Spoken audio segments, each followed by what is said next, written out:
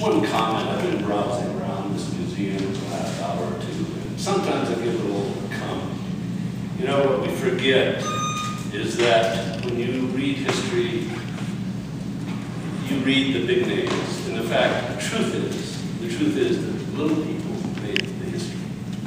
Whether you're talking about the little people homesteaders, the little people on the Cheyenne, it was all people trying to make their way. And sometimes beautiful things came of that, and sometimes terrible things came of it. But we forget. And part of what I'm doing here is reminding people that it's the little people. Penny postcards and homesteading women.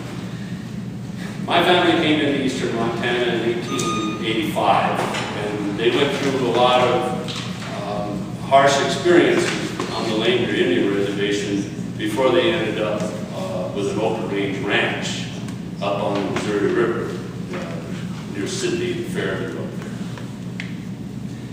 there. The community I grew up in was a community that was made up of mostly late or early comers, people that came before the homesteaders, and it was kind of cut off from the rest of the state. It was isolated, most of us were poor, most of us didn't have much paint on our houses. There was no electricity came in the old 50s.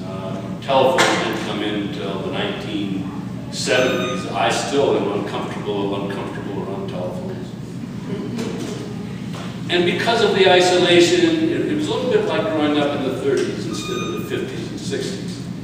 And because of that isolation and because of the lack of amenities, we had social activities, we had branding bees and we had pie socials and we had card parties.